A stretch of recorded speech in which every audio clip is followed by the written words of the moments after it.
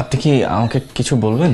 কে আপনি? আপনি আমার আই এম সো সরি। আমি আবির। আমি আসলে জানতাম না যে আপনি চোখে দেখতে পান না। জানলে আমি সকালে আপনাকে রঙও ছুঁড়ে মারতাম না। মানে আমার এখন জেনে আমার খুব গিল্টি লাগতেছে। আমি এক কাজ করছি, আমি আমি চলে যাচ্ছি। আমি রিলি আবির, আমি আসলে বুঝতেই পারিনি যে আপনি এই রুমে আছেন। আসলে রং খেলার ব্যাপারটা নিয়ে আপনি আমাকে একদমই সরি বলবেন না। আমি কিন্তু মোটেও রাগ করিনি, বরং ভালোই লেগেছে। চা খাবেন? চা নিয়ে আসি। না না না, এত কষ্ট করার কোনো দরকার নেই। আরে ধুর, বসেন না।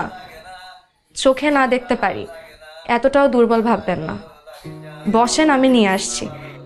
মায়া কত সুন্দর একটা মেয়ে। মার মুখে শুধু শুনতাম আন্টির ছোট মেয়েটা প্রতিবন্ধী, ওকে নিয়ে নাকি আন্টির খুব কষ্ট, এটা সেটা। একটা মেয়ে এত অমায়িক। ওয়েলকাম। আপনি আমাকে এমনভাবে চা দিলেন, মনে হলো যে আপনি আমার থেকে চোখে বেটার দেখেন। তাই নাকি? আমি কিন্তু পড়াশোনা করেছি। তাছাড়া আমাদের এখানে দৃষ্টি প্রতিবন্ধীদের জন্য একটা প্রশিক্ষণ কেন্দ্র আছে। প্রতি শুক্রবারে আমার বাবা আমাকে ওখানে নিয়ে যায়।